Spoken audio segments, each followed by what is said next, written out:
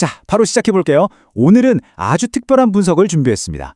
복잡한 수학과 물리학의 개념을 싹 빌려와서 우리 역사상 가장 복잡하게 얽혀있는 분쟁 중 하나를 해독해보는 시간입니다. 역사를 막 연도 외우고 사건 나열하는 지루한 암기 과목이라고 생각하셨다면 오산입니다. 오늘은 그 이면에 숨겨진 진짜 공식을 찾아내는 아주 흥미진진한 탐험이 될 거예요. 1장입니다. 숨겨진 패턴 발견하기. 수학과 역사의 만남이죠. 다소 좀 추상적으로 들리실 수도 있는데 우리 세상이 어떻게 만들어졌는지 보여주는 아주 보편적인 진리부터 하나 짚고 넘어가죠. 바로 산술의 기본 정리입니다. 쉽게 말해서 아무리 크고 아무리 무작위로 보이는 숫자라고 해도요, 결국엔 더 이상 쪼개질 수 없는 아주 근본적인 블록, 즉 소수들로만 싹 다 구성되어 있다는 수학적 원리입니다. 무질서해 보이는 숫자들 속에도 명확한 레고 블록 같은 구성 요소가 있다는 거죠. 여기서 정말 소름 돋게 흥미로운 점이 하나 나옵니다. 이 n 나누기 로그 n이라는 공식 보이시죠? 2, 3, 5, 7. 이렇게 보면 겉보기엔 완벽하게 무질서하고 혼란스러워 보이는 소수들의 흐름인데 그 아주 깊은 곳에는 이 공식처럼 정말 아름답고 예측 가능한 패턴이 숨어 있다는 걸 완벽하게 보여주거든요. 자, 그럼 여기서 아주 매력적인 질문이 하나 생깁니다. 무한한 숫자의 혼돈 속에서 이런 예측 가능한 규칙을 찾아냈다면 이 똑같은 원리를 그대로 가져와서 종잡을 수 없는 우리 인간 역사의 혼돈을 해독하는 렌즈로 써볼 수 있지 않을까요? 무질서 속에서 구조적인 패턴을 찾는 것. 이게 바로 오늘 우리가 역사를 바라볼 완전히 새로운 시각입니다. 2장으로 넘어가 보죠. 복잡계 이론과 한국전쟁. 역사를 보는 새로운 렌즈입니다. 이제 본격적으로 우리의 메인 주제 한국전쟁을 이 새로운 렌즈로 한번 들여다보겠습니다. 보통 우리는 이 전쟁을 시간 순서대로 쫙 흘러가는 직선적인 사건으로 이해해왔잖아요. 하지만 이 갈등을 수많은 요인들이 이리저리 얽혀서 상호작용하는 복잡계 시스템으로 바라보는 순간 그런 단선적인 생각은 완전히 산산조각 납니다. 단순한 군사적 충돌을 넘어서 거대하게 살아 숨쉬는 연결망을 보게 되는 거죠. 이 복잡한 사건을 어느 한쪽에 치우치지 않고 최대한 객관적이고 입체적으로 분석하기 위해서요, 우리는 아주 강력한 두 가지 이론적 틀을 쓸 겁니다.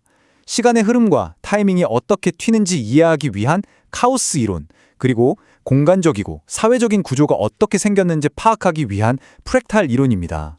3장, 카오스와 나비 효과. 초기 조건이 얼마나 중요한지 살펴보죠. 자, 카오스 이론이 이 전쟁의 그 극심한 변동성을 대체 어떻게 설명하는지 볼까요? 이 이론에서 가장 중요한 원리 중 하나가 바로 초기 조건의 민감성입니다. 아주 미세한 차이가 엄청난 결과를 난다는 거죠. 한국전쟁의 경우에는 어땠을까요? 1945년 광복 직후에 나타났던 좌우 이념의 아주 미세한 균열과 대립, 바로 이게 그 불안정하고도 결정적인 초기 조건이었습니다. 1945년 내부에서 시작된 이 작은 이념적 균열은요, 이후 미국과 소련이라는 강대국들이 냉전으로 개입하면서 정말 걷잡을 수 없이 커집니다. 이런 작은 정치적 변수들, 그리고 외부의 간섭들이 완벽한 나비 효과를 일으킨 거예요. 비선용적으로 미친 듯이 증폭되다가 결국 1950년에 전면전이라는 거대한 폭발을 촉발시켜버린 겁니다. 4장입니다. 전쟁의 비선형적 전개. 판도가 어떻게 요동쳤는지 볼까요? 일단 전쟁이 터지고 나니까 이건 우리가 아는 상식적인 선형적 논리를 완전히 벗어나 버립니다. 카오스 이론이 현실에서 어떻게 작동하는지 진짜 기가 막히게 보여주는 사례거든요. 보세요.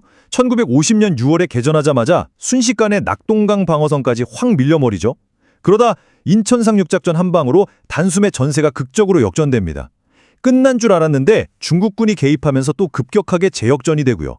결국 38선에서 교착 상태에 빠집니다. 그야말로 거대한 비선형적 변동이 전쟁의 판도를 끊임없이 아주 미친 듯이 뒤흔들어 놓은 겁니다. 5장, 프랙탈, 반복되는 갈등입니다.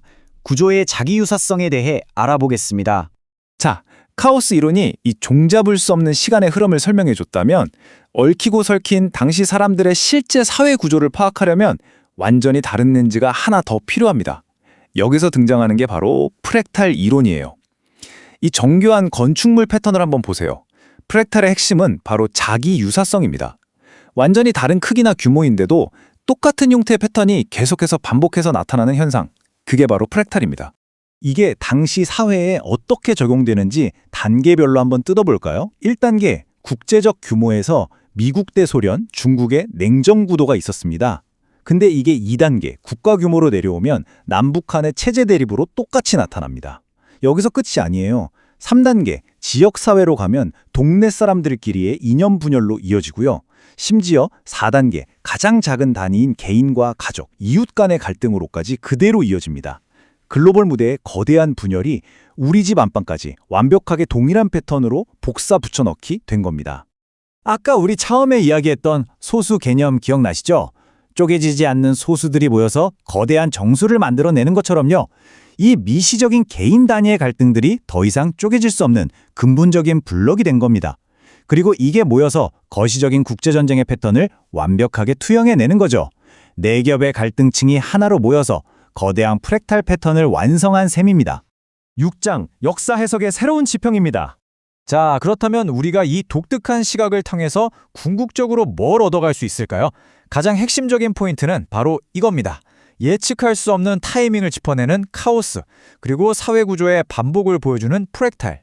이 두 개를 딱 결합하니까 그냥 평면적인 옛날 이야기 같던 역사가 아주 심오하고 입체적인 복잡계 시스템 분석으로 완전히 탈바꿈했다는 겁니다.